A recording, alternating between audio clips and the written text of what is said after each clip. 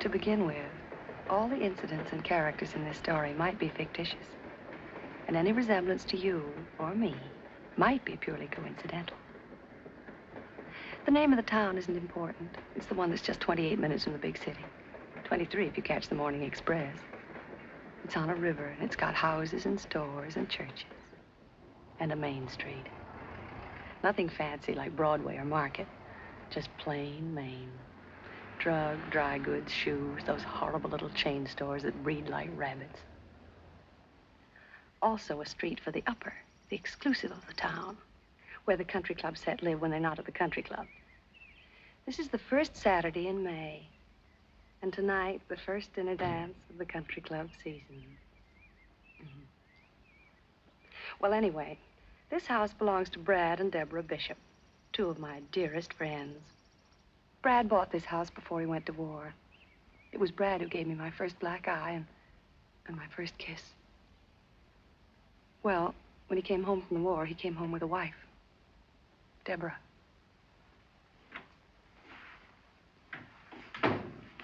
Tomasino said to tell you he found room for your briefcase in the bag. Good for Tomasino. Why'd you have him pack a bag? Because I know these Saturday conferences. A bit like Saturday poker games. Don't plan on doing anything Sunday. Strange you're not letting me know when you plan to be away overnight. This is just in case, darling. There's no telling how late it'll be. And I like my own pajamas between me and the sheets in a Turkish bath. You'll phone this afternoon, though, either way, won't you? And leave word, even if I'm not here? Just where might you be when I call if not here? First Saturday in May, remember? Settlement House picnic. That's right, the woman's club thing. Like it? Anything to do with kids, you know that. What are you wearing tonight? I got the one you liked so much in Vogue. But if you're staying in town... What color? Black, like you said. Brad, I don't want to go without you. Darling, it's the first dinner dance of the season. If I only knew you were going to be there. I will be if I can, and if I can't, why should that throw you into a panic? What are you afraid of anyway, Deborah? Good morning, Tomasino. Good morning, Mr. Bishop. I'm not in a panic. Well, then. It's just that suddenly the thought of going to that dance tonight without you...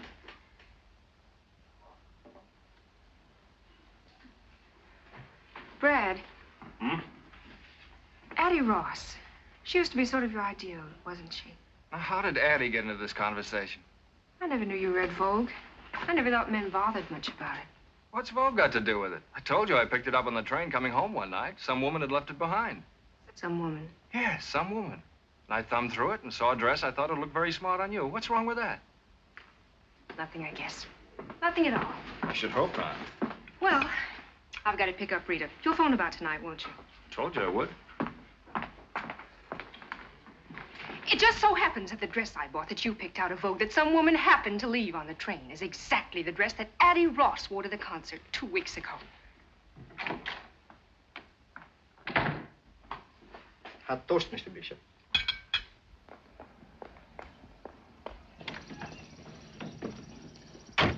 She won't stay mad at him long. She's too much in love. Pretty soon she'll be full of self-reproach. Women are so silly. Now, this is that street where people on the way up and on the way down live alongside each other for a while. Rita and George Fipps are on their way up. That is, if Rita has her way. And that's the only way she'll have any part of, thank you. There she is now, ready and waiting. That's Rita.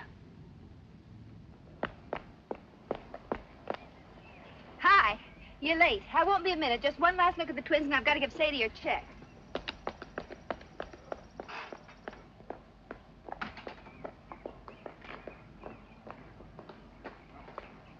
On behalf of the underprivileged children in this town, I'd like to thank you overprivileged ladies for sharing your excess privileges with us.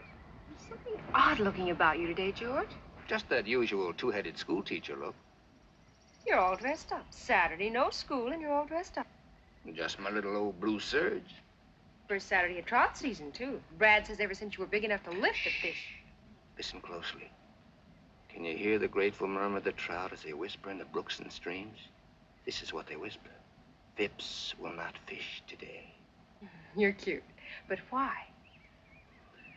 Because I've got something better to do. Have a nice day.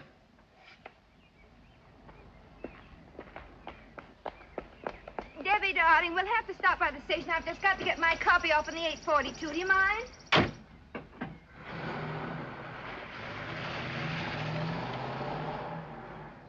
What's George being so mysterious about?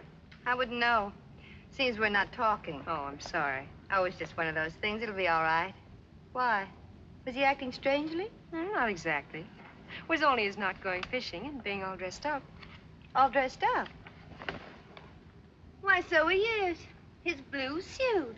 On Saturday, of all things. And no fishing. The radio hasn't been fixed yet. Oh, and they've just gone on the air. Oh, well, saved myself listening to the murder of my little brainchild. Rita, why on earth do you do it? 5 of those radio programs every week up until dawn almost every night? Because each week I receive in return 100 pieces of what Addie Ross calls the most restful shade of green in the world. Unquote. Addie again. Why is it that sooner or later, no matter what we talk about, we wind up talking about Addie Ross? Maybe it's because if you girls didn't talk about me, you just wouldn't talk at all. That's right. I'm Addie. I'm the one they just can't help talking about. My very dearest friends, too. You know, I wonder if she knows how much we do talk about her, and what we say, and how we feel about her. I know. Believe me, I do. And it doesn't matter. It doesn't matter nearly as much as what all of you don't know. Yet.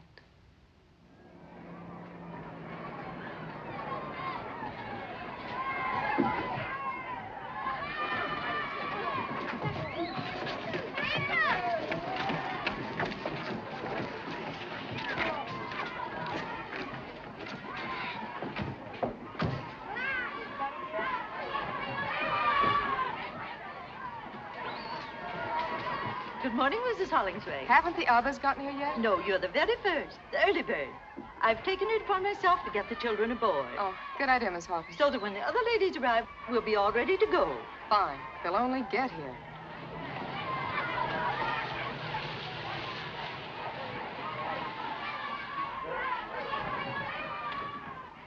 Oh, I'm sorry we're late. Rita had to go by the station. Oh, do you see anyone there you know? Just a husband of mine running like mad.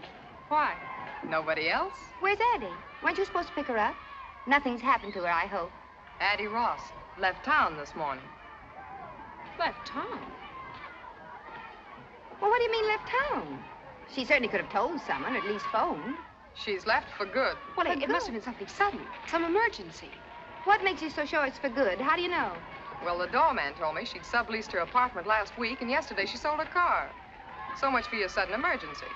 Well, if that isn't just like her, why do you suppose she had to keep it such a big secret? Who knows why Addie does or doesn't do anything?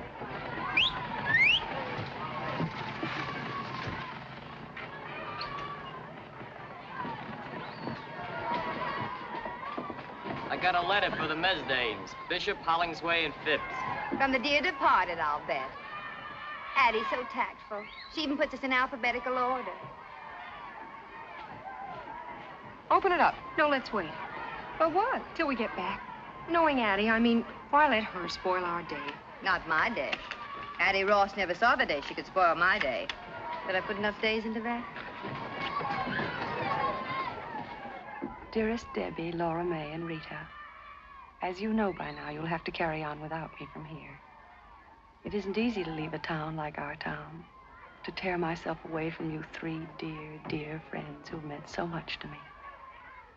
And so I consider myself extremely lucky to be able to take with me a sort of memento, something to remind me always of the town that was my home, and of my 3 very dearest friends, whom I want never to forget.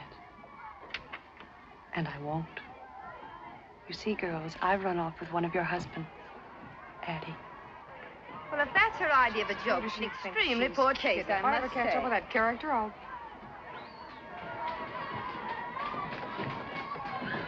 Ladies, may I suggest the captain seems to think, well, he's been rude about it.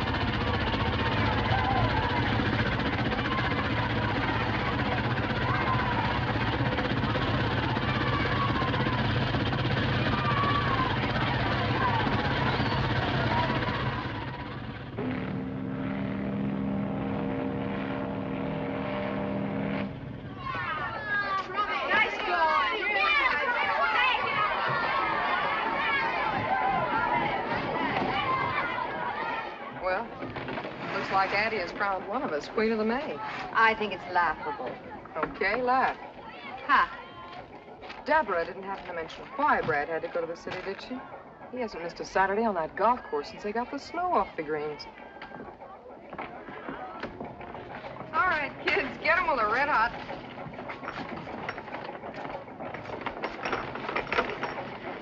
It's going to be a real restful day. Nothing to think about except the picnic and the weenie roast and coming home. Oh, that. Kathleen's going to read us a fairy story. Fairy story.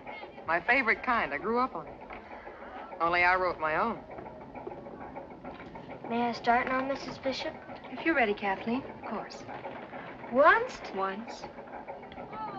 upon a time, there lived a very poor girl who was very beautiful. She was so beautiful. Do you remember your first night in town? You and Brad, fresh out of the Navy. That was a first Saturday in May, too. Is it Brad? Is it Brad? Is it Brad?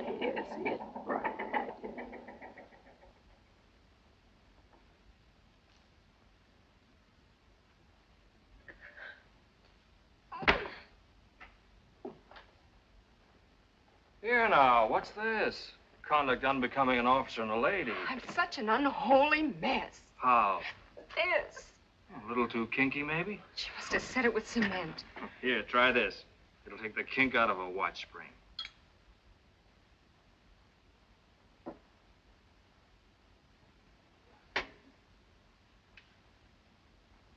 I'm no raving beauty, heaven knows, but I did so want to look my miserable best tonight.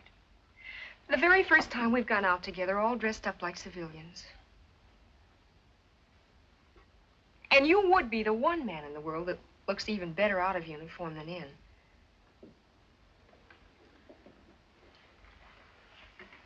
Got the jumps, kid? Quite a day, that's all. Quite a change. Out of the Navy, out of uniform, new home, new town, new friends. Oh, I told that blasted girl I wanted to comb it out soft, making me look even more like a farmhand than I feel. Easy does it. Meeting your friends for the first time. You wouldn't want them to see me like this. I should hope not. You'll be sure to put on a dress. Hey, my tie. You can tie it again. There they are.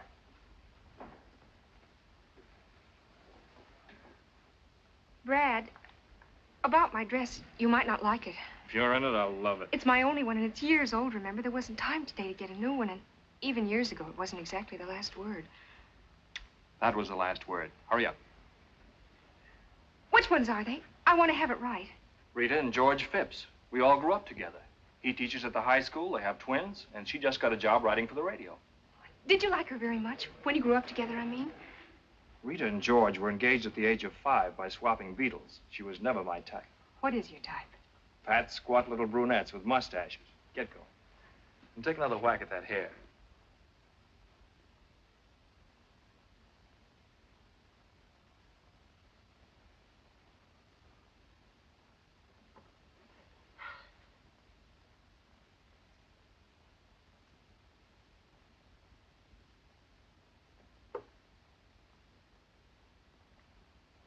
The original will be down in person directly. Brad. Hello, Rita. Darling. George. Hello, Brad. You look fine. I feel fine. Good to see you.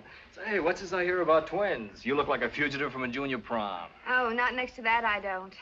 Brad, she's adorable. My personal share of Navy surplus. She certainly doesn't look as if she grew up on a farm. Oh, darling, I'm sure she took the hay out of her mouth while she's being photographed. Don't be funny, dear. What I meant was that from Brad's letter, I imagined all sorts. Well, anyway, just where on Fifth Avenue was this farm she came from? It's like music to hear you two pick at each other. Oh, we've declared an armistice for tonight out of respect for your battle fatigue. Fine. Well, here it is again, the first Saturday night in May. Here we are. You two, Porter and Lora Mae, we'll all be together again, just the way it used to be. Well, not exactly as it used to be. It seems there's been a change in one of the characters. Yeah, not exactly the same old six. Tell me, how is Addie?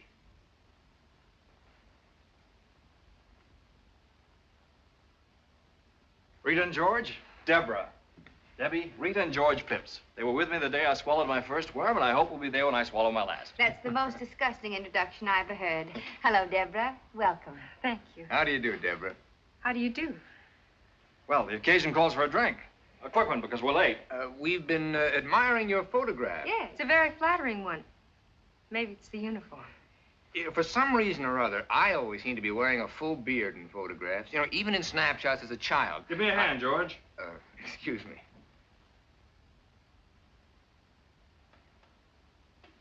I don't think it's particularly flattering. It's nice of you to say so, but it is. Oh, here's to Deb, and here's to us, and many happy returns of this day. I'll drink to that. Amen. Now, if I can remember my way to the club. Oh, before we go, I have to call the house and see if the sitters showed up. It's Sadie's night out. Oh, why not call from upstairs? I have to get my bag anyway. Good idea. Now, don't make a tribal ceremony out of it, girls. We're late now. George and I'll get the car and wait outside. Remember, we'll be waiting outside. Ready, George? Oh. Oh, they finally put a traffic light at that dip on Orchard Avenue. Yeah? The mayor cracked his upper plate there last Christmas. All the doors and windows are locked. Don't worry about them. What? Certainly not. They're old enough to do that by themselves. We'll be at the country club. Fine. Night. Something wrong? No. The bugle sounds. I think I've got a sick headache and can't go. Well, then there is something wrong. Me. I'm wrong. What do you mean? How? Every which way. Brad, for his friends. You and your husband. The others haven't met yet. The country club, the town. I'm scared. I'm so scared I'm sick.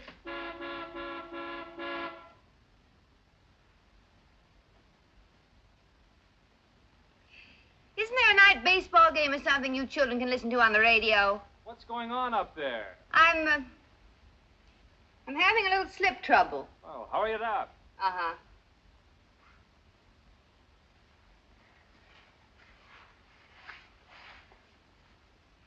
Looks like somebody had a lot of martinis. I did. What are you so scared of? It's worse than my first night in the waves. And I'd never been away from home before up to then. But we were all in the same spot. Everything was happening to all of us for the first time. And here you're the only new girl, is that it? Look, you're Brad's wife and our friend.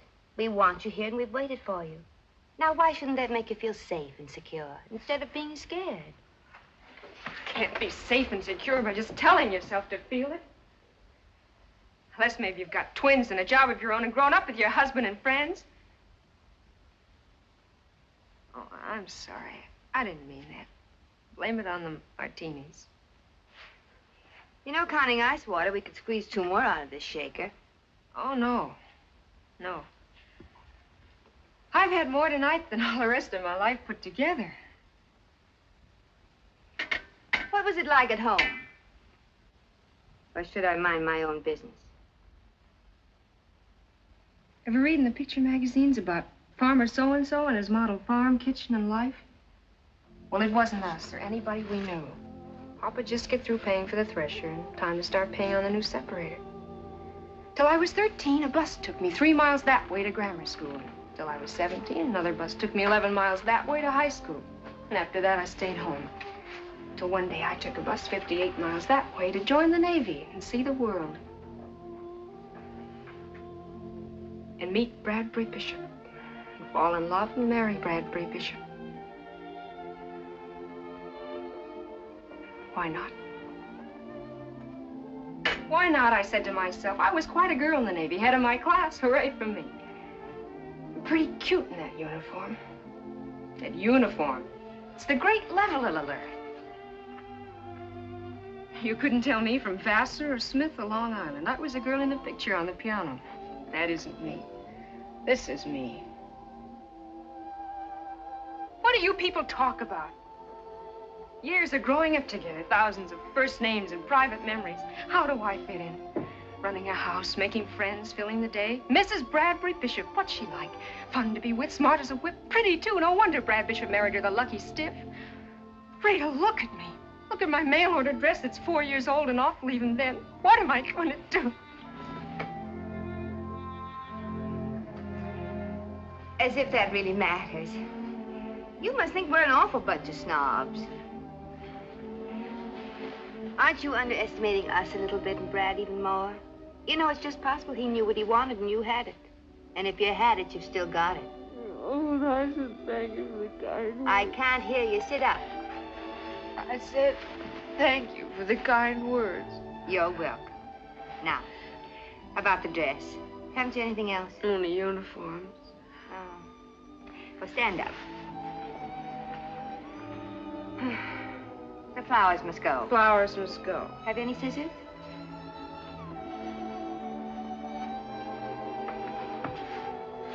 Scissors? Oh. I'll get the ones in the sleeves. You tackle the big one on the middle. Careful now. Careful now.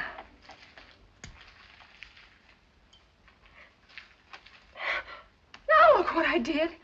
Oh, you don't want to bear midriff, do you? Well, back goes the flower. Sit down.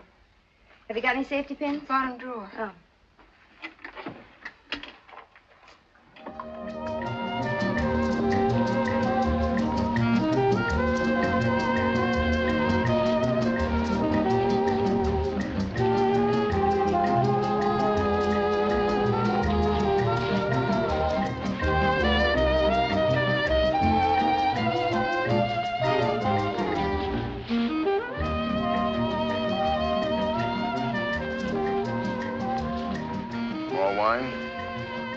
Thank you, no. Not much at dancing makes me nervous.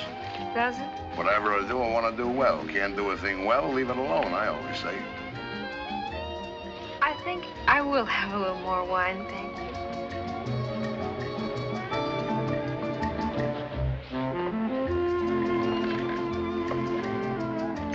Thank you very much. Especially the rumba. Gotta have Spanish blood or something, like my wife. Comes from an old Spanish family named Finney. In many South American countries, there are many very distinguished families with Irish names.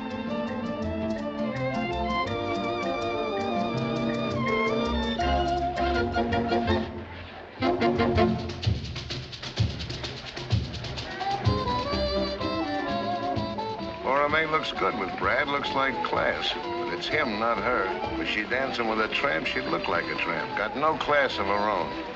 I like class. You like class? Oh, very much. You hit the jackpot. Brad Bishop, class plus money. Yes, sir, the jackpot, and you hit it. Count them on the fingers of one hand in this town. Throw away some fingers, even. There's Brad, and who else? Yeah, there's Addie. Addie? Addie who? Ross. Addie Ross. Funny, people always figured Brad and Addie would... Brad and Addie what? The samba can be danced properly only on the side of a hill on ice. Alibi. He was afraid of getting wrinkles in his new suit. Oh, my first new party dress in years. Thanks to my dear wife and her millions of listeners, including the armed forces overseas. Shall we drink to them all? One by one.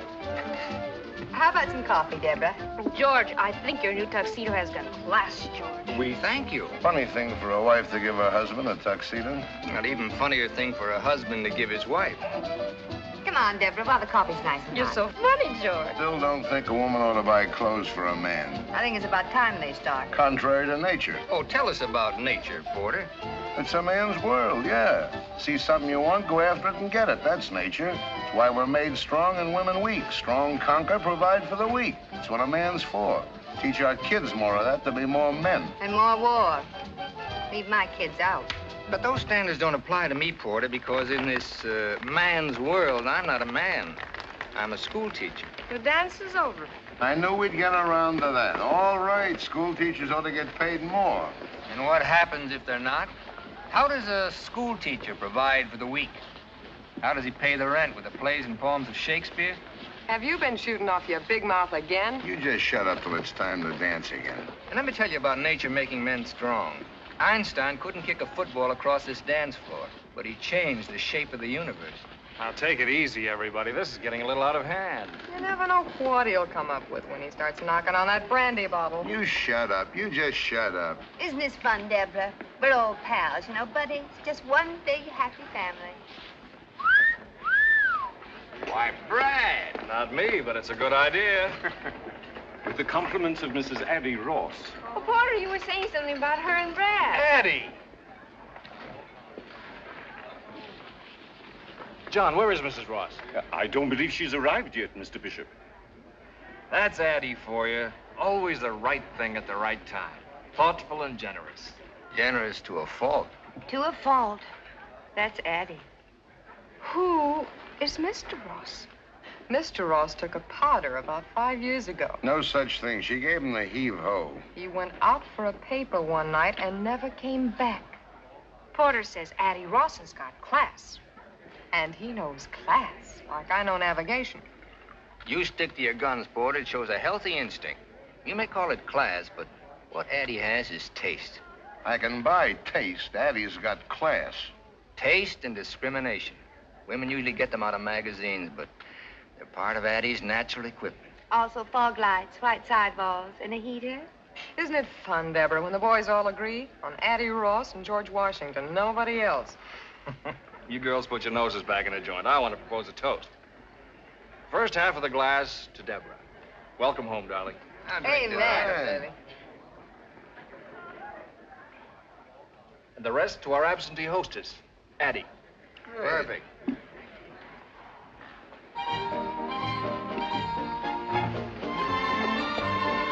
Let's show him a flash of old Vienna. But, darling, if you don't mind. Before the floor gets crowded. I don't think I should. Oh.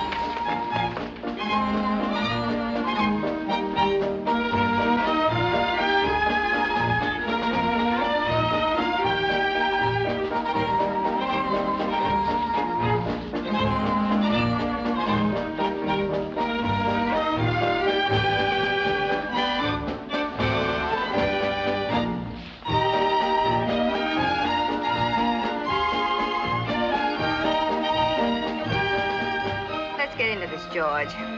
Something tells me this is going to be quite a waltz. Brad. Having fun? Brad, listen. Hold on, baby.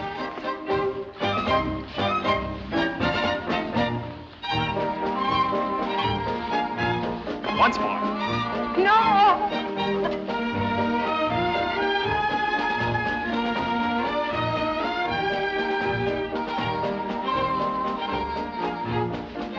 Deborah, what on earth have you done to yourself? Brad, let me handle this. Pardon my fingers.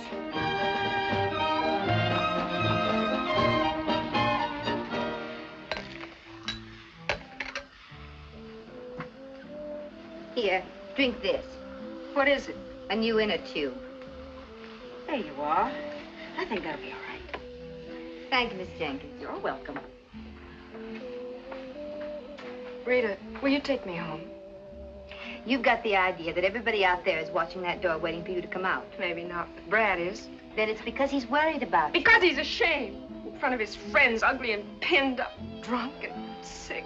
Oh, I wanted so much to be what he wanted, to do what was right. Like Addie Ross, the right thing at the right time. But I didn't, I couldn't, I've humiliated her.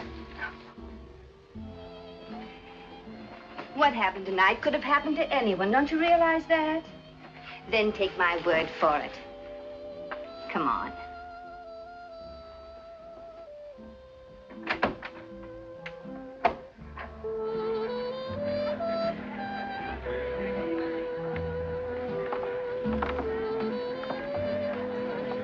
But there's Brad. Well. I see Addie got here after all. Is it Brad? Is it Brad? Is it Brad? Is it Brad? Is it Brad? Is it Brad?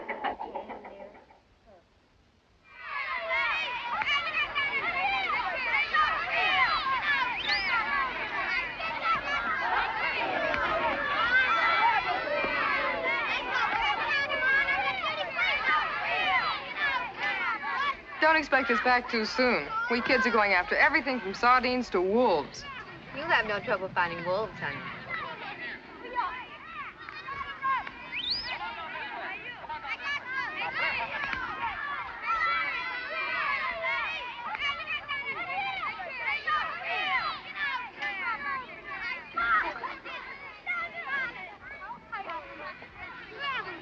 Almost lunchtime? I've called a recess. When your own fingers begin to look like frankfurters, it's time for a slight rest. I suppose it's occurred to you that Lora Mae has kept herself as busy as a bird dog ever since we got here. The very thought of a hike wears me out. Maybe she just doesn't want to sit still. If you sit still, you can't help thinking, can you? Depends on what you think about. Well, for instance, why your husband should suddenly decide to go to the city on a Saturday morning. You mean Brad? No, I meant Porter. He was at the station this morning. Nearly knocked me down when I was mailing my copy. Funny Lora Mae doesn't seem to know about it. Why should you think I meant Brad? Maybe because it might keep you from wondering why George dressed up on Saturday with no school. You're being a little too touchy about a perfectly inoffensive remark, it seems to me. Oh, let's stop this sudden bickering. We're beginning to behave like some movie about a woman's prison. Not a bad comparison at that. Cigarette? Thanks.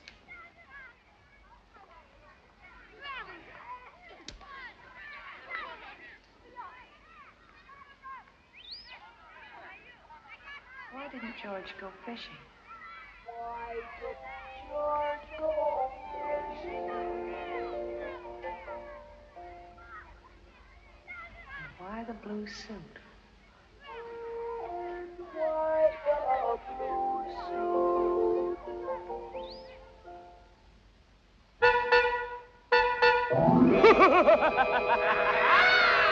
He's crazy! Buy your car from Crazy Eddie. Pay when you get good and ready. Nothing down, drive as you pay.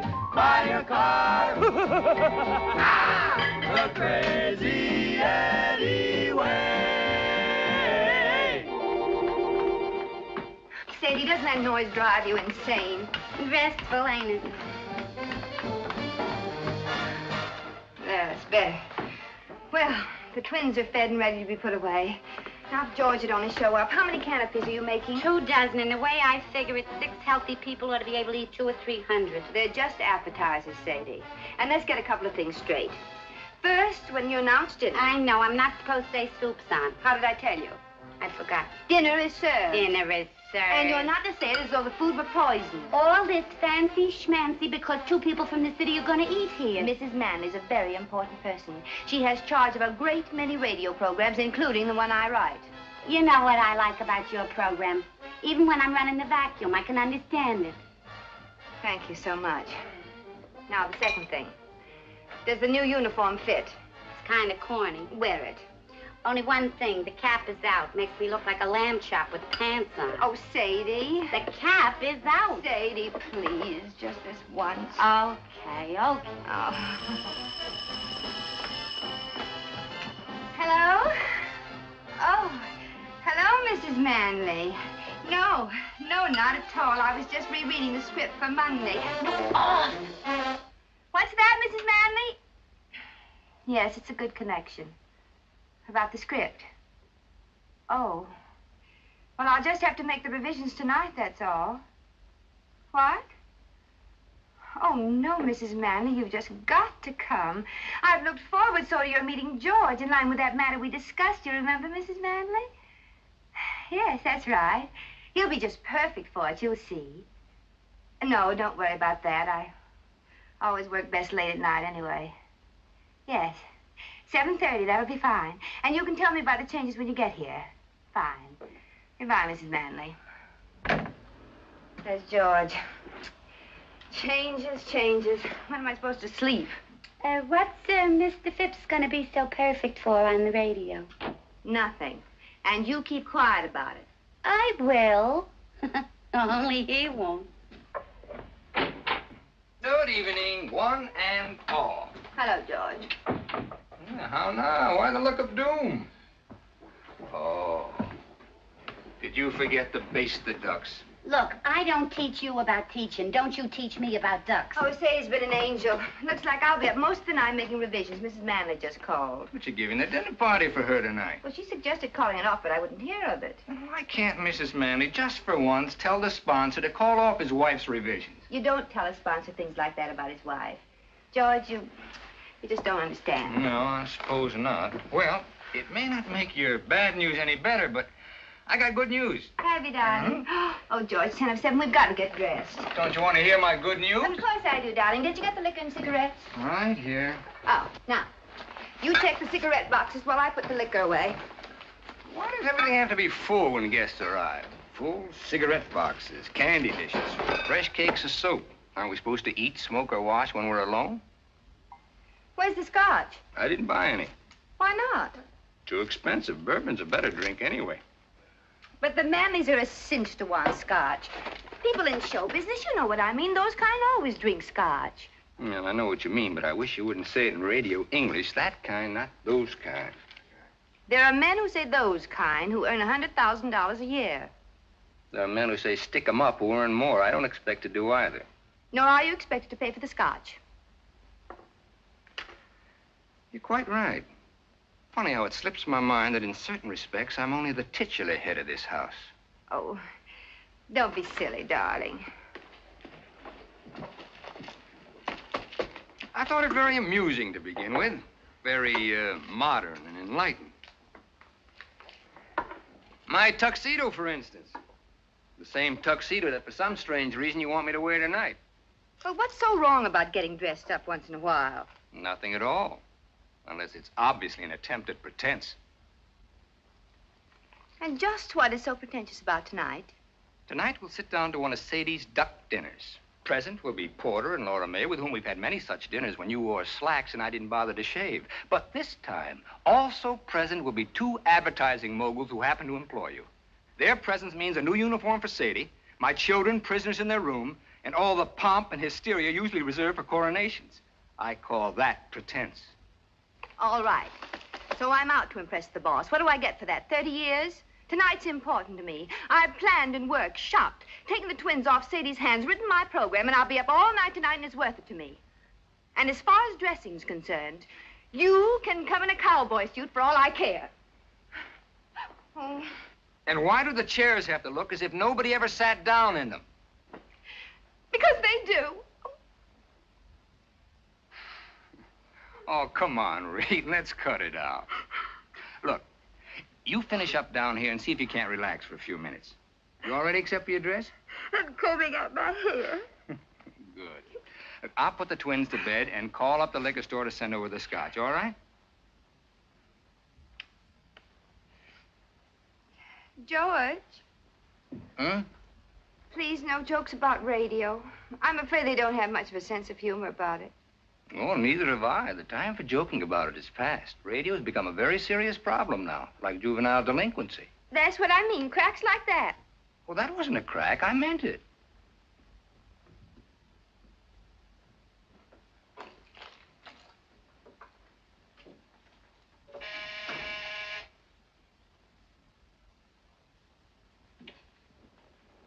George! George! Sadie, don't open the door. It might be the guests. It can't be. It's only 7. But if it is, they mustn't see you like that. If they're that early, they deserve what they get. Well, wait a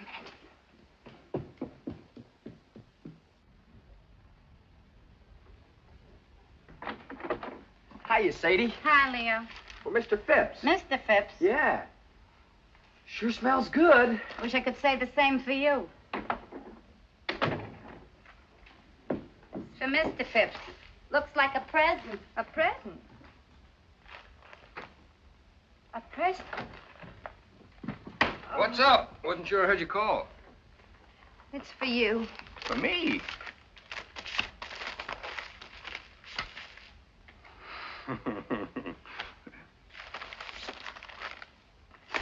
For George on his birthday. If music be the food of love, play on.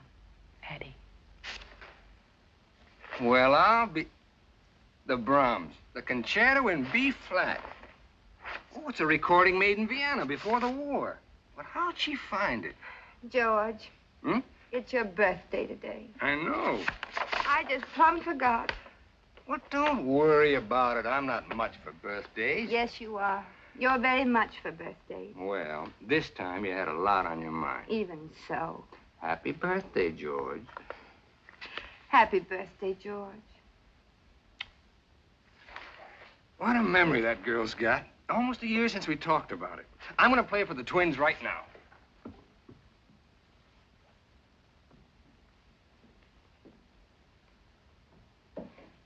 Sadie. What?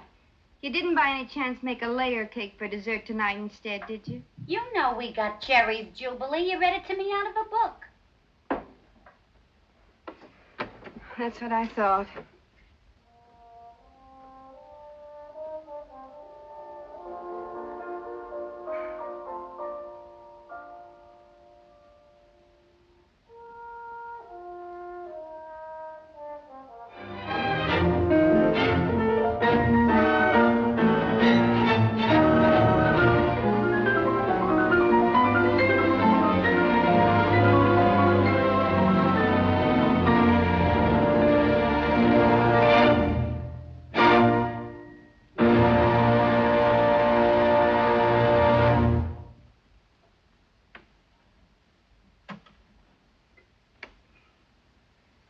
Sometimes I don't think we appreciate the miracle of the phonograph.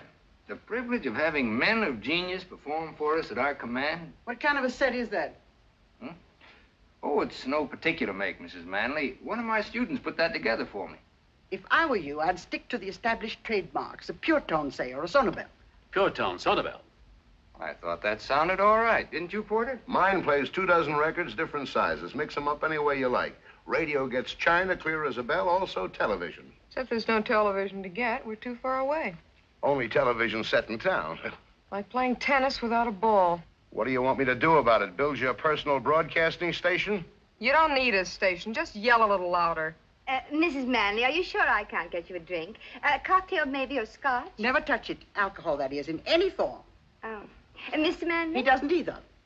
Well, coming from show business, you might say, I always imagine those kind took a nip now and then. Wouldn't be keeping faith with our clients. Most respected trademarks in the American home. Well, I think I'll have one more. Porter?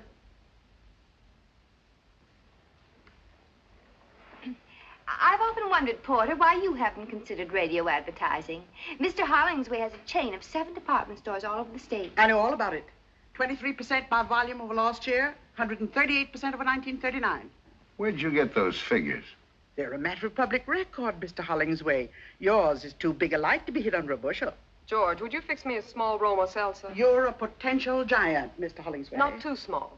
Doing all right. I said a potential giant. Potential. Something tells me I'm going to have a giant around the house. Got this whole state sewed up tight. But there are 47 other states, Porter. Crackerjack point. Now, you take the 3 states adjoining this one. If I can put you, Porter Hollingsway, into millions of those homes for 1/2 hour each week. He doesn't spend that much time in his own home.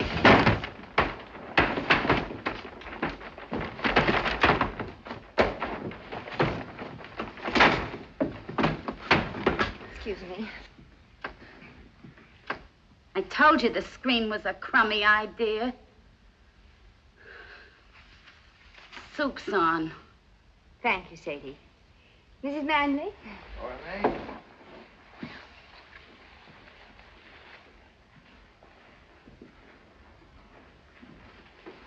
Say, Dugan, what are you supposed to be, Baby Snooks?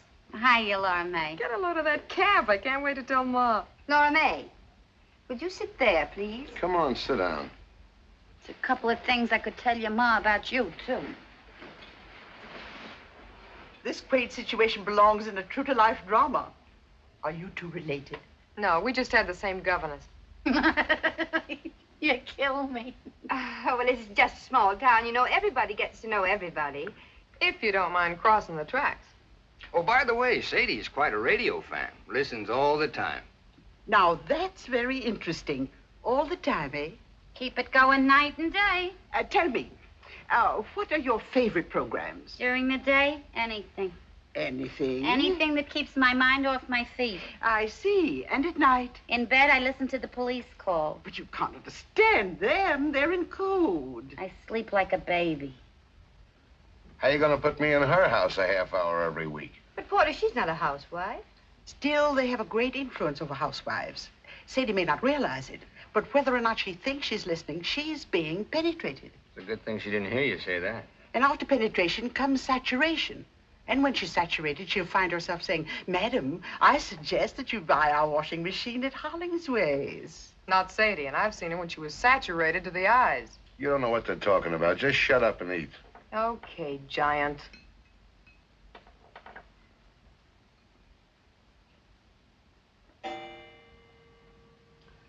It's 8:30. I can't miss Brenda. Excuse me, please. Where is she? Radio. Confessions of Brenda Brown. One of ours. Wait a minute. Here, you better let me do that for you. I've got to tell Sadie to hold the ducks. Sorry to eat and run like this. So sorry. I won't say it doesn't matter because it does.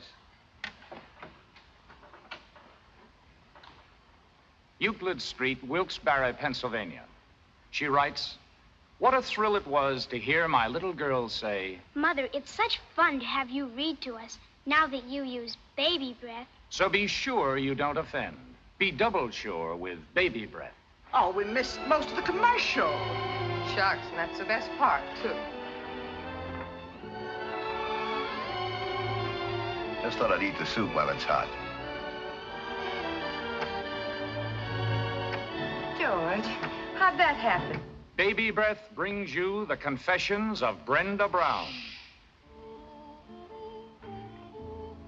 Who was the mysterious Central American with a gay smile and the black pearl ring? Promised a scoop by her Gruff City editor, Brenda Brown, girl reporter for the Star, has accepted the senor's invitation to dine and dance at a swank penthouse rendezvous. It was most kind of Senorita to dine and dance with me tonight. It was kind of you to ask me, Senor Montevideo. Please, call me Armando. If you like, Armando. Gracias. That's Spanish for thank you. Gracias. Lord Bruce, I'm proud and flattered. What small-town American girl would not be at a proposal of marriage from a gentleman as distinguished as you? But I must decline with thanks. You decline? I don't understand. We have Lady Bruce to consider. Invalid though she is, and though you've been married in name only for many years, she is your wife in sickness as she was in health, and must not be cast aside. I see. Besides, I am a registered nurse. It is my chosen profession, my duty, and much as my personal feelings from time to time. You and I, my dear Lord Bruce, must remain just another case. Another case in the notebook of Linda Gray, registered nurse. Listen next week for another chapter in this amazing human document. Linda Gray is brought to you by Protecto, product of the Duro Enamel Company. Remember, one thin coat of Protecto after bathing guarantees... This is the Allied Broadcasting Company. Enough? Might as well turn it off. There's nothing but music from now on. My, that was fun. 2 whole hours. Linda ran over almost a minute. The 3rd time in a month. 3 minutes gone. 1 full commercial. Gone for good. Well, some more coffee, anybody? George? Some more coffee, anybody? I just asked everybody, dear. Well, time to go home. George. Already? Seems as if you just got here. Come on, Giant. Back to the beanstalk. Get your coat. I'm ready. Been such a lovely evening, my dear. Pleasant company. The duck was fine. But of course, eating out here off your lap's gypsy fashion. The time just flew by. Tempo fugit. Right, Professor? Almost. And our little hostess has her work to do. Oh, it's not so much.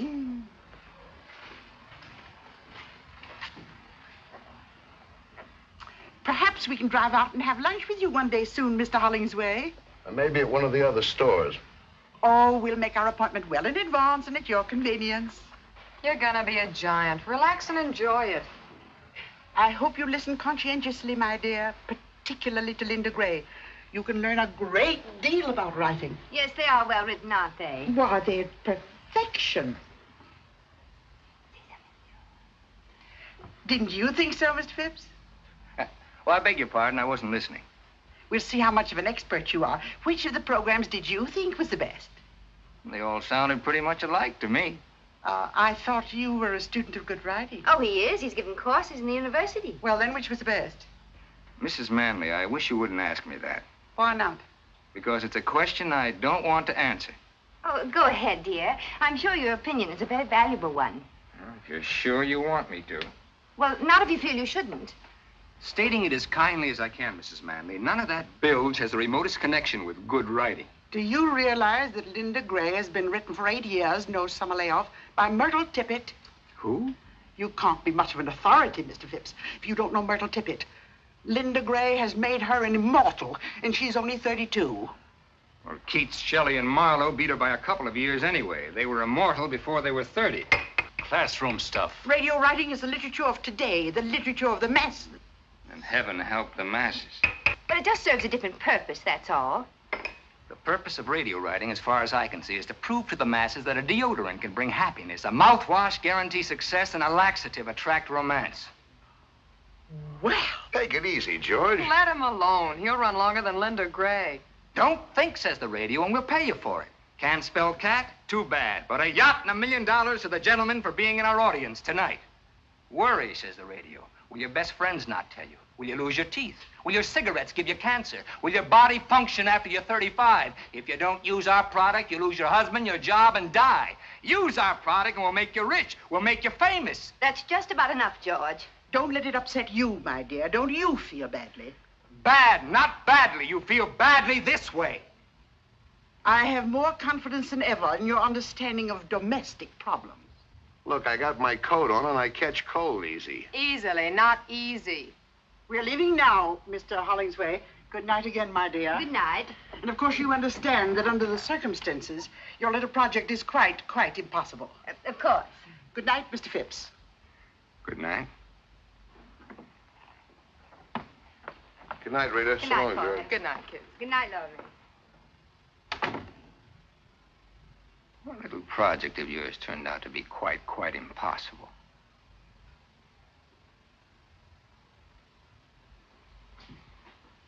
I'll take care of tidying up. You better start your revisions. It's all right. I'm sorry about this. I know how much it means to you. Well, it couldn't be helped, I guess. Oh, George, it would have been so simple to say something non-committal. Not for 3 hours it isn't. I held back all night. Anyway, she doesn't blame you for it. Didn't she tell you not to feel badly? I wasn't thinking of myself. Well, then what can she do to me? Report me as being un-American? Radio's like a religion to those people. When you attack it, you attack their faith. And once they feel you're against them, they're off of you for life. There's no making it up. Why should I want to make it up? Why should I? Oh, nothing.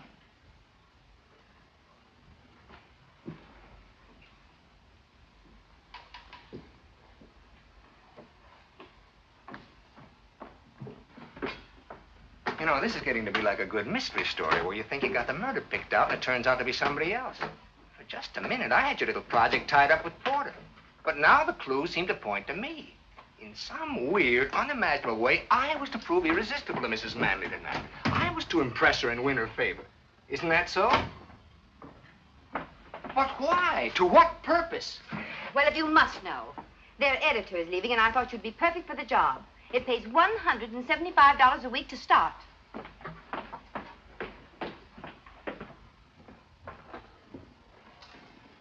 Come here. Sit down for a minute. Look, Reed, let's put aside my nausea at the idea of working for the Manleys. Let's put aside my personal likes and dislikes. They're not important.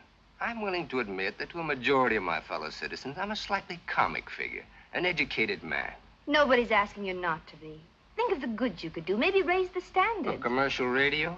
What's the phrase? Wait for your laugh? I'm a school teacher. That's even worse than being an intellectual. School teachers are not only comic, they're often cold and hungry in this richest land on earth. And thousands are quitting every year to take jobs that pay them a decent living. That is unhappily true. Then why not you? Because I can't think of myself doing anything else. What would happen, do you think, if we all quit? Who'd teach the kids? Who'd open their minds and hearts to the real glories of the human spirit, past and present? Who'd help them along to the future? Radio sponsors? Comic strips? At that, I've been luckier than most. Even without what you earn, I've managed to keep our heads above water. It's quite a strain over a period of time with the water lapping at your chin. And that's where you've been a great help. You've made it a lot easier for both of us. I'll admit it has upset my male ego from time to time. And your overdeveloped sense of taste and discrimination, which is apparently equaled only by that of Addie Ross. Let's try to keep Addie out of this one. I am fed up with taste and discrimination.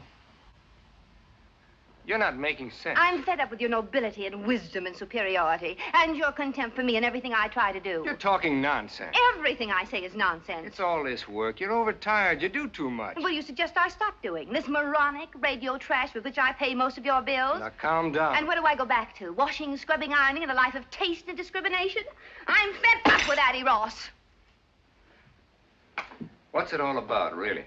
If music be the food of love, play on. Give me excess of it, that surfeiting the appetite may sicken and so die. From Twelfth Night by Mr. Shakespeare, which Addie and I played in high school. I thought it was a very clever note. And there was more to it than a childhood memory. Yes, there was, but we won't go into that right now. We're going to get a few things straightened out once and for all. Sit down. Yes, Professor. Sit down. 7 years ago, I made the most perfect marriage ever devised by man, heaven, or radio. My wife was an independent, understanding woman. We thought the same thing about everything, from baseball to Brahms. In those 7 years, I was never contemptuous of you. I was proud. But when that drooling pap began to change you, when your independence turned to fear, when I watched you snivel and grovel around those two walking commercials, I didn't like it. And I don't like it. I don't want to be married to Linda Gray, Brenda Brown, or even Myrtle Tippett. I want my own wife back.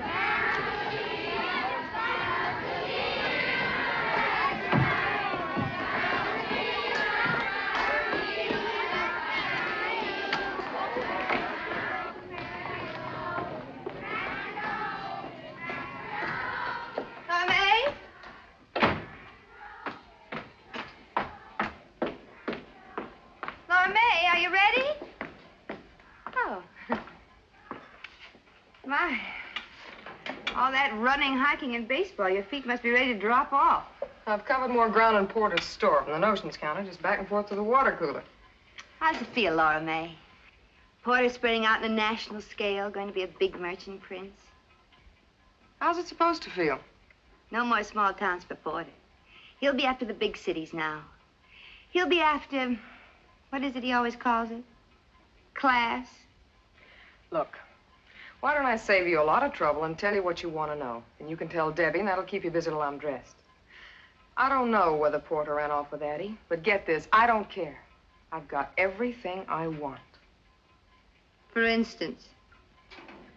Sometime we'll spend a week at the old Fenny mansion down by the tracks, and I'll go into detail. Right now, I better get dressed. You know what? I think you're worried. I think you're just as worried as the rest of us. I've got everything I want.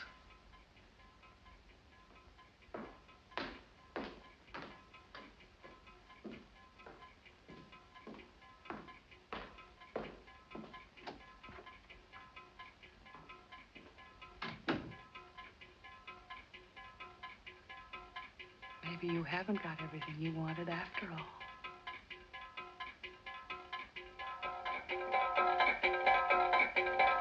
Maybe you haven't got everything that you wanted after all.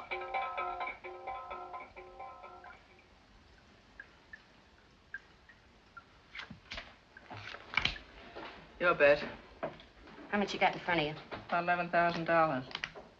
That's my bet. Okay. What do you got? Ace high. You're next. Jack. 9. You win. Beer? Yeah, if you're all out of champagne.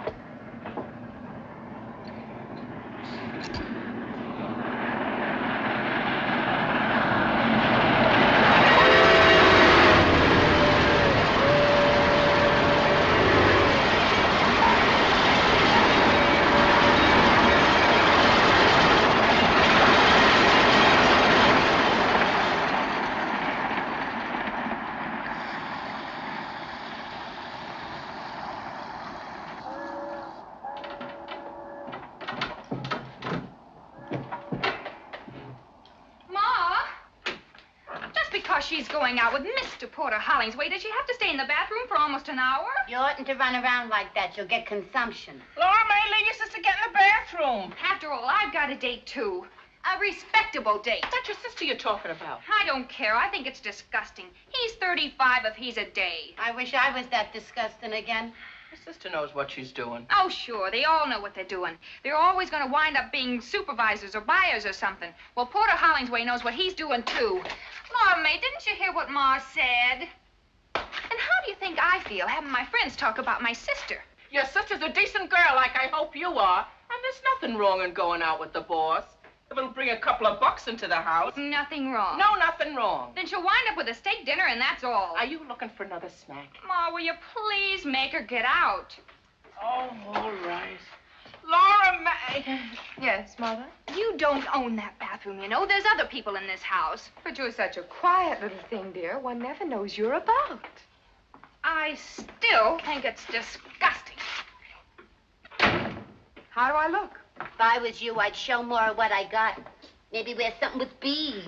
What I got don't need beads. What's your new job gonna be? Something secret, like a spy? Something you can't talk about in the office? All right, so I'm gonna disgrace the fair name of Finney. Wait till it snows and throw me out in the street. I'm beginning to think your sister's right. And to think a daughter of mine... How many payments are you behind that icebox? Not for all the iceboxes in the world. They can come and take it away. Though heavens knows it's one of the few joys I have in life. They're not gonna take it away, and I know what I'm doing. Well, remember, you're my daughter and a decent girl. Come on, Ruby, lay off her.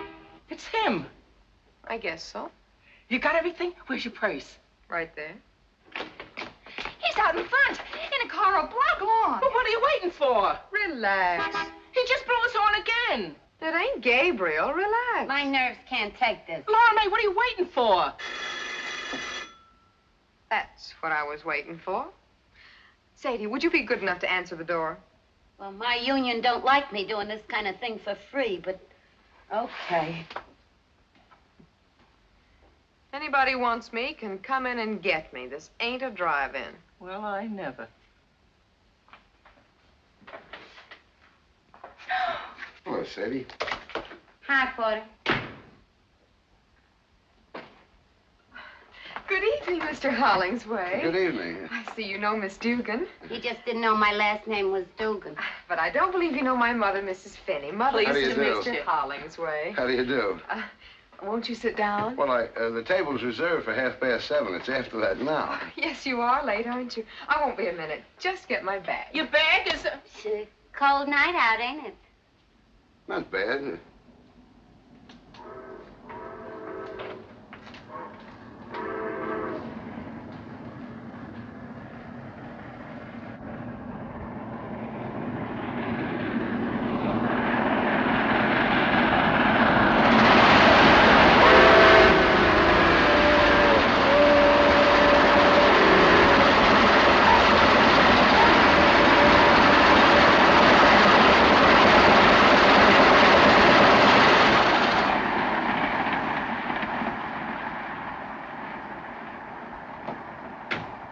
One of mine, right? Uh-huh. Giant size with a super freeze box, right? Uh-huh. How long you had it? How long they been on the market? A couple of years. Yeah, that was one of the first. Uh-huh.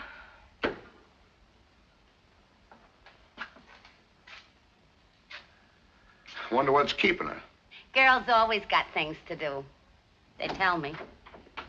Why, there it is. How silly of me. Ready? We're late. Good night, Mother dear. Don't wait up. Thank you, Sadie, darling. Good night.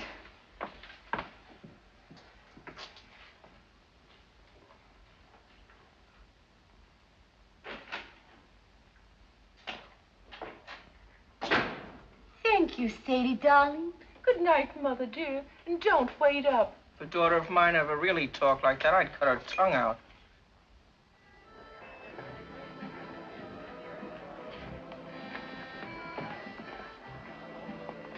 Here you are, Mr. Hollingsway.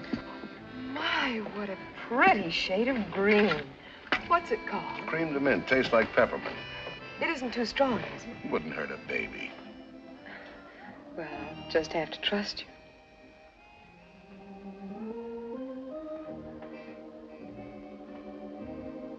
It's good.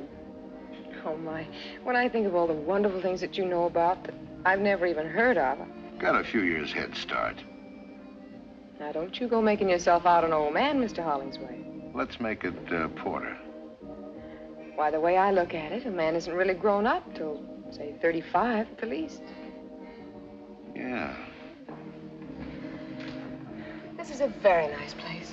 I've heard about it, though, of course, I've never been. I come here all the time. Were that the young ladies you want to talk to about new duties at the store? Let's not talk business. I thought that's what this dinner was for, Mr. Hollingsway. We'll get around to it. Poor man. I suppose you never get a chance to relax. People always after you for things. What do you do with yourself after working hours, say, nights? I have my family and my friends, of course. Boyfriends? Isn't that getting a little personal? Oh, a girl like you, I'll bet there's plenty. Who's out in front? I don't happen to be one of those girls that talks about her private life, Mr. Hollingsway. And what I do in my private life is my own personal business and nobody else's. How about another drink? Oh, no, really, I Why, don't think it's Porter Hollingsway. Don't get up. Hello, George. Are you here alone? Well, Rita, of course. Funny, we called your house, but you just left. Addie's with us. Addie?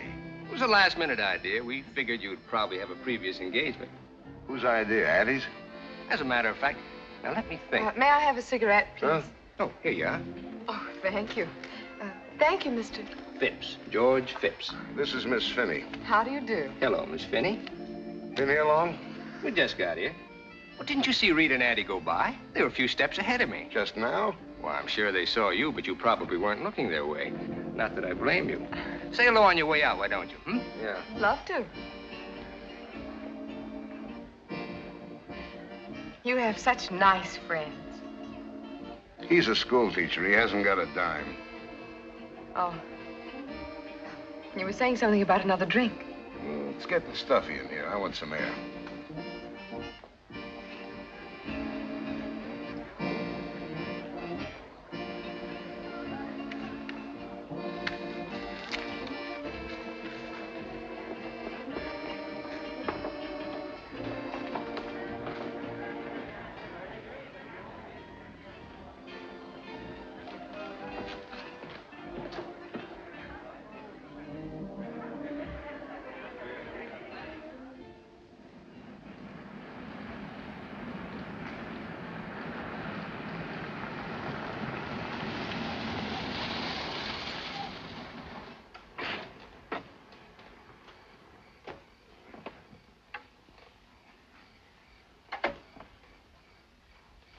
Weren't you out of cigarettes back there?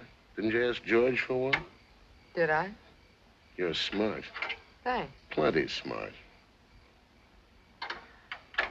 We gonna talk about business now? Let's look at the view for a while.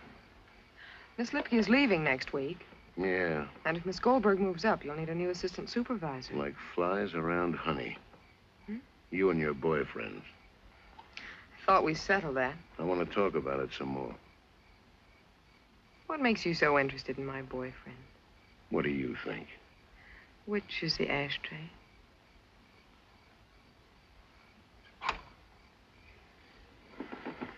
I've got very definite ideas.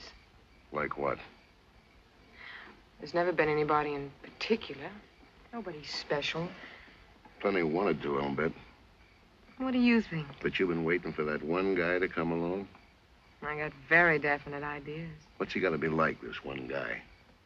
Someone that wants to marry me more than anything else in the world. You sure got wrong ideas about things. They may be wrong. They're definite. Well, tomorrow's another working day. Shall we go? Yeah.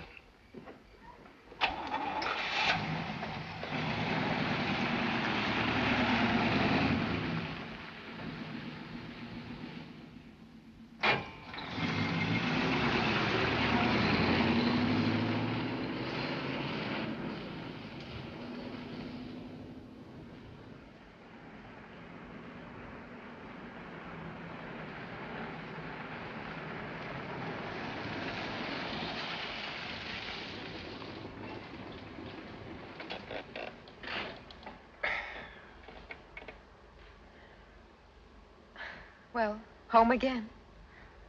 I want to thank you for a lovely evening, Mr. Hollingsway. That's all right.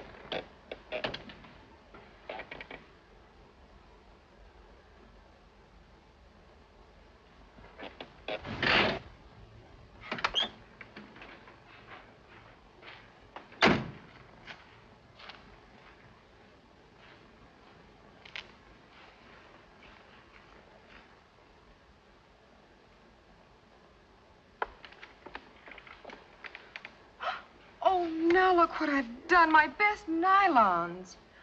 Too bad. Oh, must have caught on a nail or something at the restaurant. I hope you don't mind my bringing it up, but could you remember about Miss Lipke leaving and Miss Goldberg moving up? What about tomorrow night? If you'd like. I'd like. 7:30.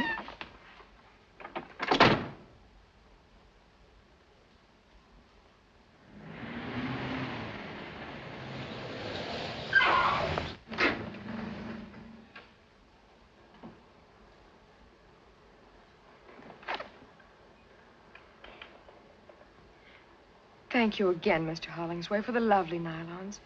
It wasn't really necessary. Forget it. Before we say goodbye, I'd like to tell you that your friendship has meant a great deal to me, and our evenings together. They've been wonderful. And I'm just sorry that... Well, goodbye. Goodbye.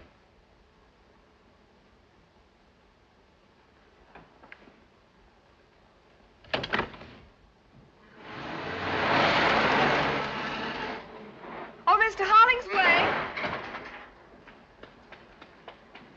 Oh, I'm terribly sorry. How stupid of me.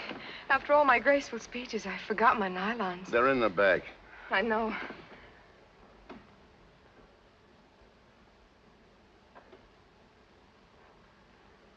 Good night again.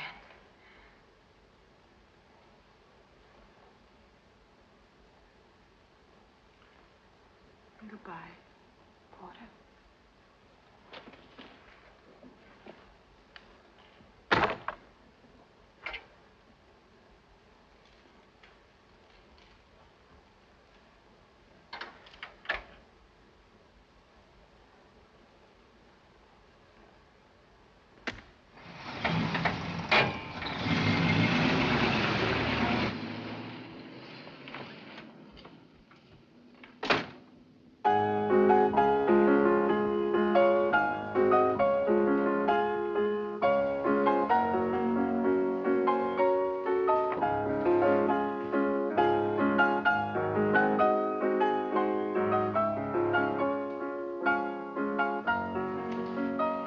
That's all. Yes, sir. It's gonna be a white Christmas. That song, they tell me it made $1 million for the fellow who wrote it. This is the most beautiful house I've ever seen. It's just everything anybody'd want. You name it, I got it. You were married once, weren't you? See if it's too sweet. Perfect. Is this her picture? My wife, I wouldn't even have her fingerprints in the house. Then who's this? Somebody I know. I bet I can guess. Addie Ross. That's right. So that's what she looks like. You can't tell from that, really. It's only a picture. She's beautiful, all right. She sort of looks like a queen, doesn't she? Like a queen ought to look.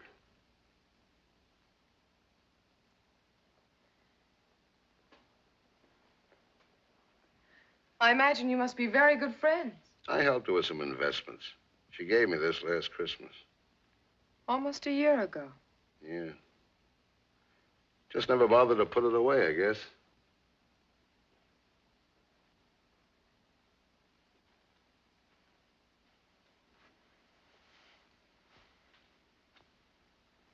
Porter, You know how I feel about you.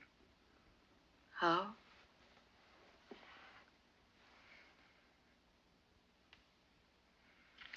I'm only human, you know. I'm not so sure you are. No? No. Thanks. You're smart.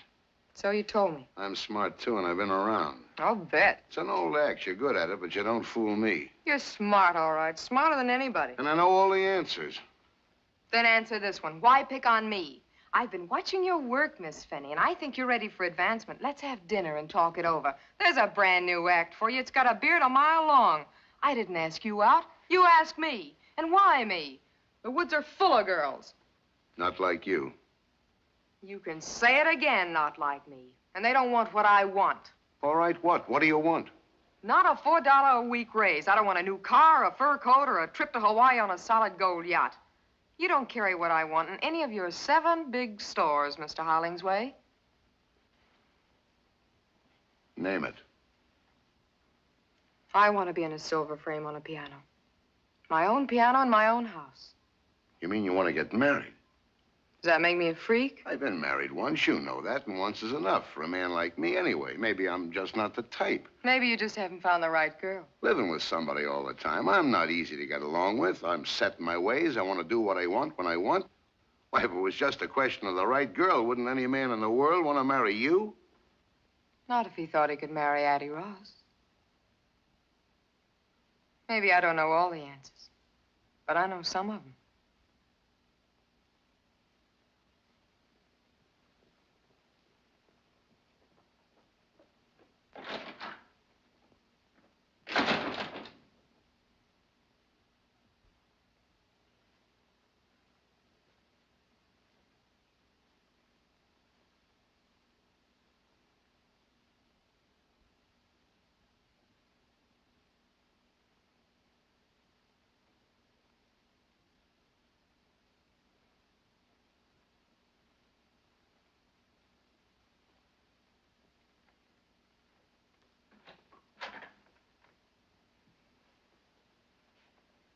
It's late.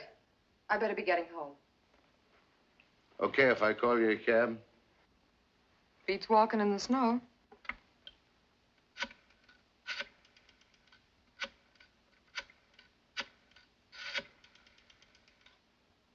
This is Porter Hollingsway. How long before you can get a cab over to my house? Okay, hustle it along. And say, put the charge on my account.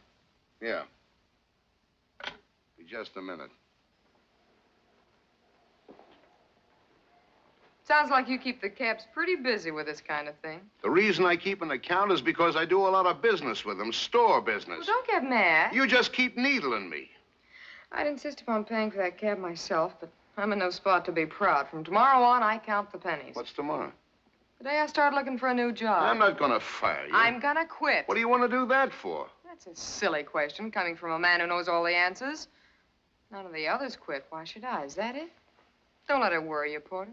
Maybe it's just a new twist in the same old act. There's the cab. I'll take you to the door. You stay where you are.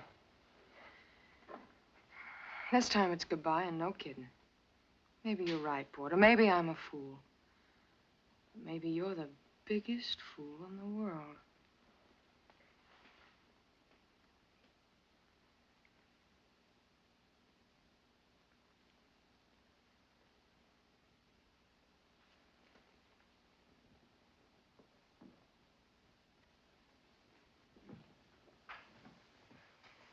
Lora Mae.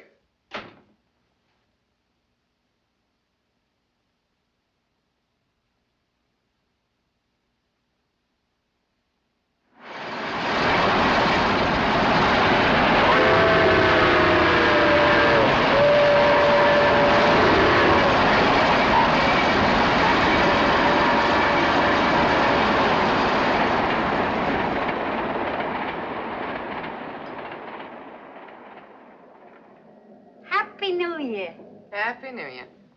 Will you stand still? Oh, this dress ain't my type at all. For one thing, it's too high in the front. If my best dress ain't good enough for you, you can get out of it right now. Just don't give me that big sacrifice routine. You'd wear it yourself if you had someplace to go. Okay, that does it. Take it off. It was Ma's idea for me to wear it, not yours. It's still my dress, and you got 30 seconds to get out of it. Just because it's New Year's Eve and you haven't even got a You're date. gonna look awful silly running around this kitchen stark naked. Ma! 10 seconds to go. Just because you got Porter Hollingsway mad at you. 5 seconds. Lora Mae! Can't we have some peace in this house even on New Year's Eve? You got it mixed up with Christmas. New Year's Eve is when people go back to killing each other. Which reminds me, I gotta go to work. That's a fine way to see the New Year end, serving up champagne for Mrs. Addie Ross and friends. It beats sitting alone with a glass of stale beer. Forget it, Sadie. I didn't mean it the way it sounded. I know. Tell you what, comes midnight, I'll slip Porter Hollingsway a Mickey. Don't bother. It's a pleasure. Night, kid. Happy New Year, Sadie. Is he going to be at the Addie Ross party? That's what the invite says. She's expecting the pleasure of his company. How do you know? Listen, when they hire Sadie Dugan for a waitress, they submit a guest list.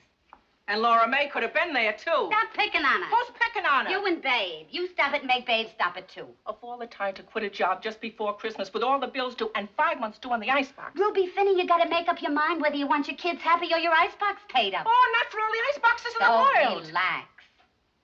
Have a good time tonight at the bingo party. Gee, I wish you were going to be there. Happy New Year, Ruby. Happy New Year, Sadie.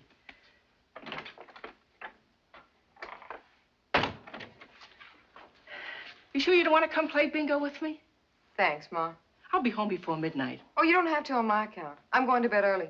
Well, I better go get dressed.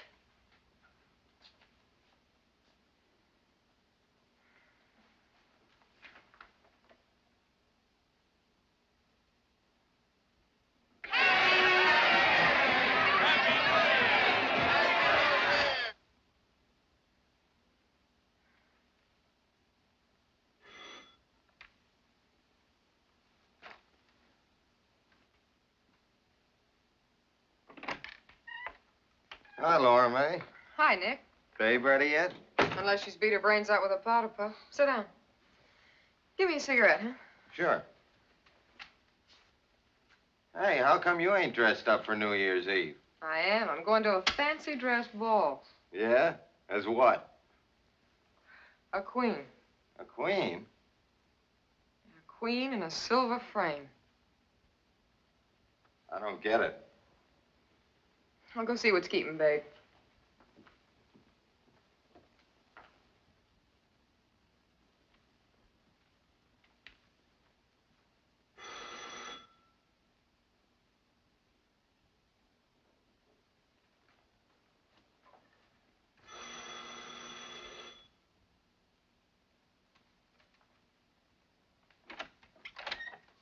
Who are you? Where's Miss Finney? Well, she'll be out in a minute, Mr. Hollingsway. We met somewheres? Not exactly, Mr. Hollingsway. I work in your shipping room. You waiting for Miss Finney? Yes, sir. What's your name? Nick, Nicholas Butler. We're just good friends, kind of, Miss Finney and me. But I worked in your shipping room 3 years, Mr. Hollingsway. Baboon face. This is my sister, Babe. My real name's Georgiana. Oh, what do you say, babe?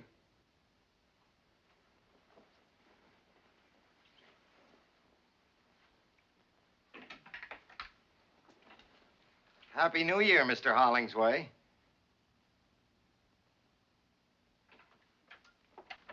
I thought Baboon Face was waiting for you.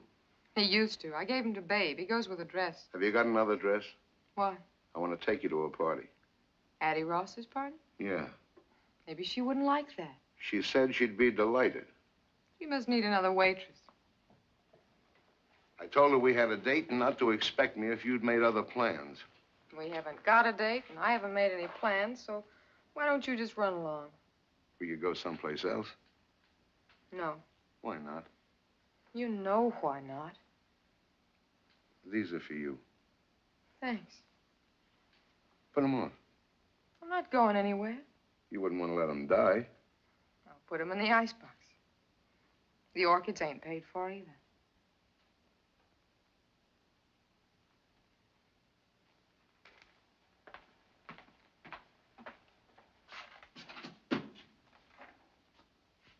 Lora Mae, I can't take it anymore.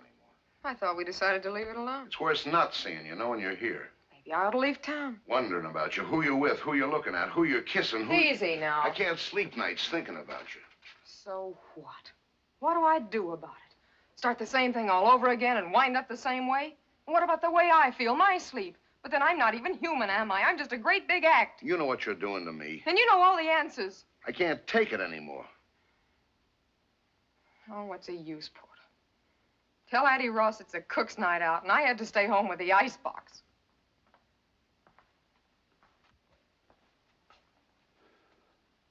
Okay. Okay, you win. I'll marry you. How about it?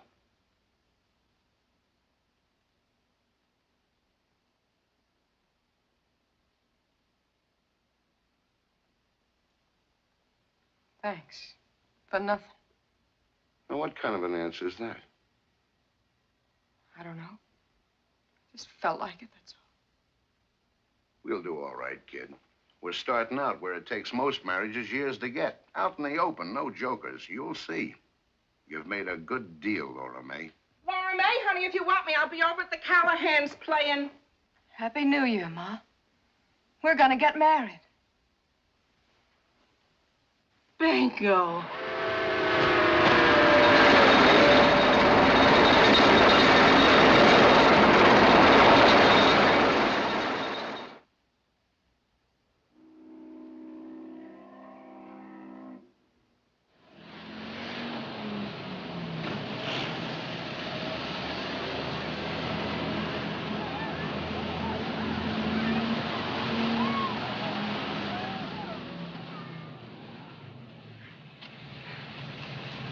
Well, see you tonight at the club.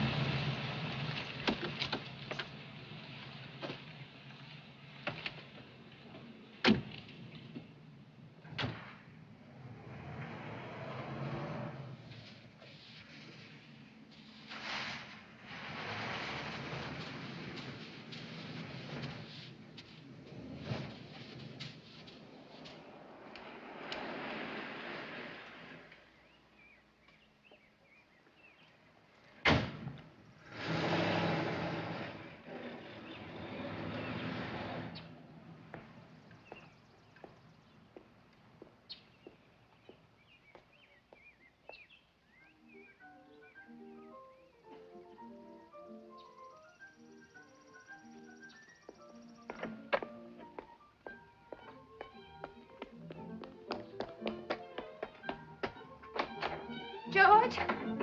Hello there. George. George, darling. Here, what brings this on? Oh, George, I've got to know something. There's something I'll just die if I don't know right away. Oh, wait till I turn No, over. no, don't. Don't ever turn it off. That wonderful music. Have you been drinking? Tell me right away this minute, George. Tell me the truth. About what? Why didn't you go fishing today? On the phone. And you never dress up when there's no school. Why the blue suit today? Well, now, there's a little story connected with that. Mrs. Fipps, you want it on the telephone. It's her. Who? Who's this? The one with the husband. Mrs. Manley. Oh, tell her I'm not in. She called you twice this afternoon. Not if you don't want me to. Talk to her. Hello? Hello, Mrs. Manley. Yes, so I hear. I wasn't home. Turn it up. I see. Now, look, Mrs. Manley. That woman doesn't change the cheese her husband manufactures. Why should she change what I write? No, I'm sorry. I said I'm sorry. I will not work tonight. Because, Mrs. Manley, my husband doesn't like me to work on weekends. Yes, he's right here. But he's not twisting my arm. I made up my mind all by myself. No, you'll have the copy Monday. Goodbye, Mrs. Manley. Peace, it's wonderful.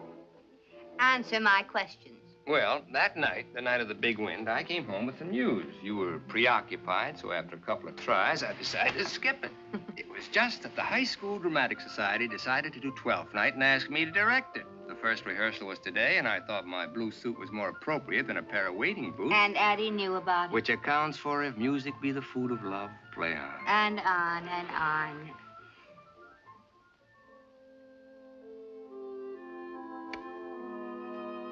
Good evening, Thomasino. Did Mr. Bishop call? Lady called up. Leave this message. Mr. Bishop's secretary? Didn't say, Mom.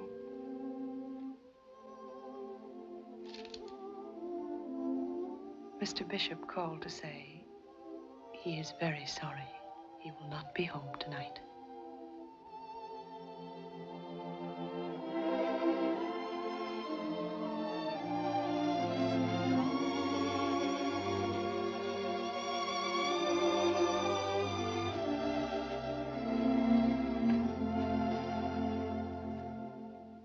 And here are the results of the 8th. The winner, number 7, Hoop Skirt. Second, number 3, Penny Wise. Third, number 6, Pound Foolish. Hoop Skirt paid 16. You ought to use a walkie-talkie. It don't make so much noise. That was the last race. Sadie's right. That track's crooked. It isn't a track. It's the horses. They fix things up amongst themselves. How come Porter's so late tonight? Want a drink? Some of that green peppermint stuff. Cream de mint. I can't stand it. Never could. I love it. 7:30. He's never been this late. Ma, Porter may not be home at all. You mean tonight? Any night. I think he's gone away for good. With somebody else? I don't believe it. I do. Porter would never leave you for good, and not for another woman. Why not? Because he's in love with you. What? Because he's just plain crazy in love with you. Are you out of your mind? I thought I heard soft voices in here. Hello, Porter. What's the fight about this time? Furs, jewelry, or cash? My children and me never fight. Fix me a drink, will you? I'm tired. And the reason we never fight being, my children know that I know what I'm talking about. Maybe your father, Joe Finney, wasn't exactly a saint. May he rest in peace. But I learned about men from him.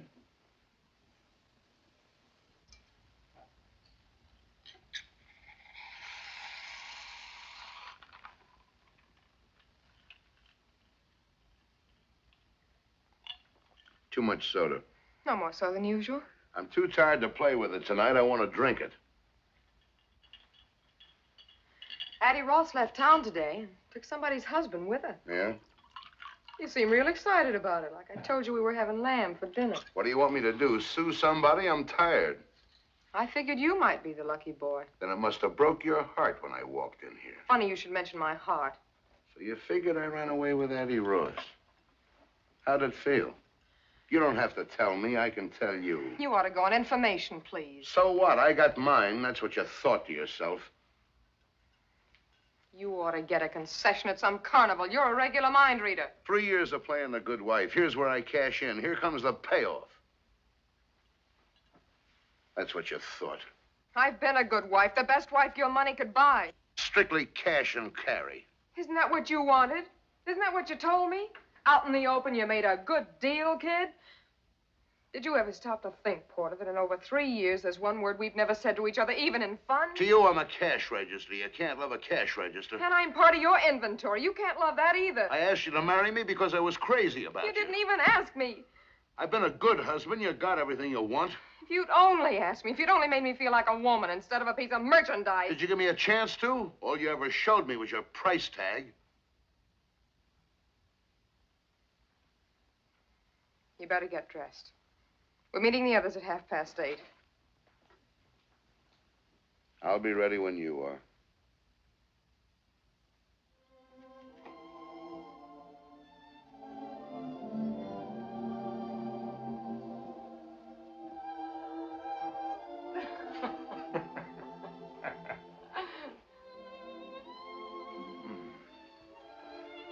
She walks in beauty like the night. Hello, George. Of cloudless climes and starry skies. And all that's good of dark. You're the most dreamy thing I've ever hated at sight. Thanks so much. How are the martinis? Very high and dry. Let me bring you up to date. No, thanks. Not drinking? Not at the moment.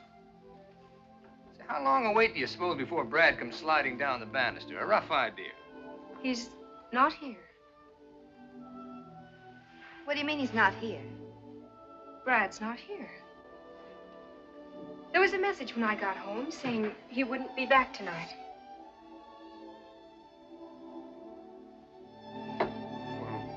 Perhaps you'd rather not go without him. Why not? Well, Then how about having just one with us before we leave? Thanks. I feel fine just as I am. oh, a tiny one for medicinal purposes against the night air, huh? She doesn't want one, George. Well, then, shall we?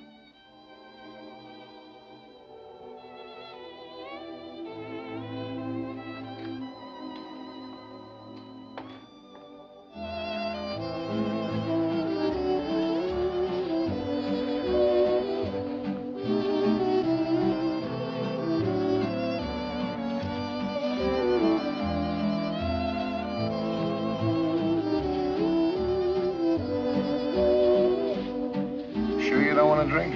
Sure. You know who that guy is? A bookie.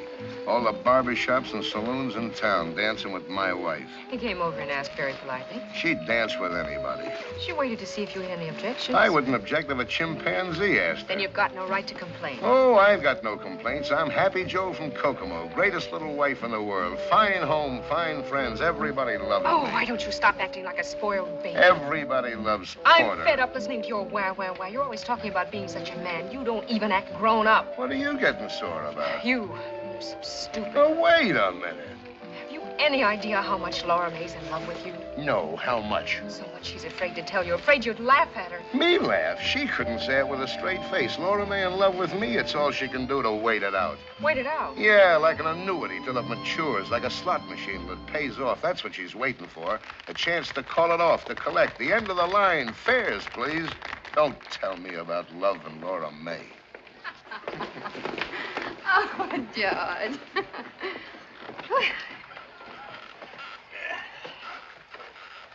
There's a fine, relaxed atmosphere at this table, as if there were a body hidden under it. I'm sorry.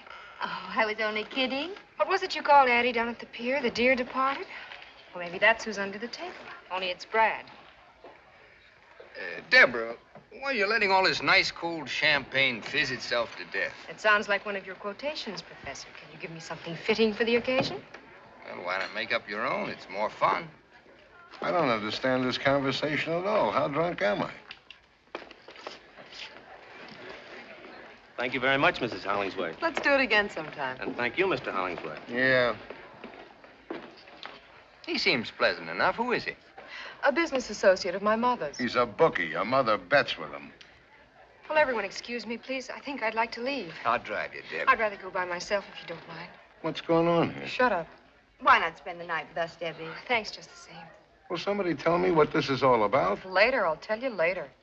Don't you know, Porter? No. Come on, let's go for a little walk. No, I want to tell Porter what he doesn't know. I want to say it out loud. The reason I want to go home, Porter, is because I've been spoiling everybody's fun. Don't be silly, I've tried Deb. hard to make believe the way you do, Porter, but I'm not as much of a man as you are. I can't anymore. Make believe about what? Don't you know by now? You're not as smart as I thought, Porter. You want it in so many words? Deborah. All right, then. My husband has run away with Addie Ross. Please, nobody get up. Good night. Sit down. Porter, please. Sit down for a moment. Let her go, Porter. You keep out of it. Everyone else, too. Just for a minute. Brad didn't run away with Addie Ross. I did. How? You're here. Man can change his mind, can't he?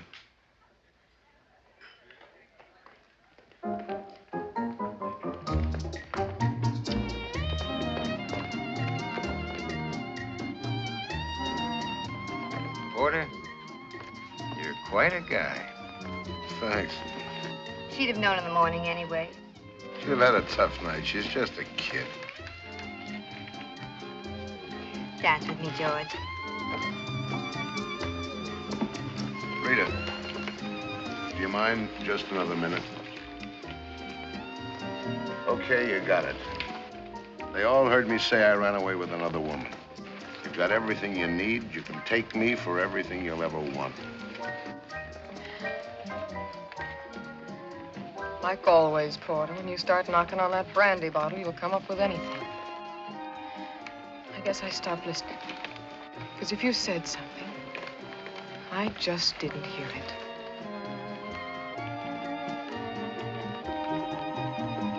Why don't everybody dance?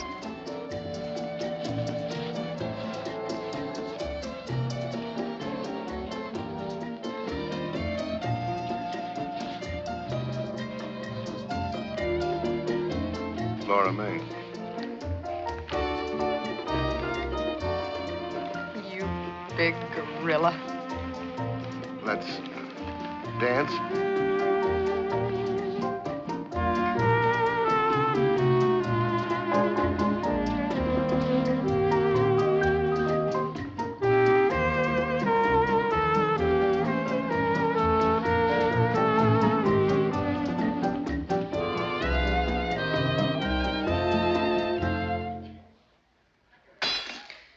Hi-ho. Good night, everybody.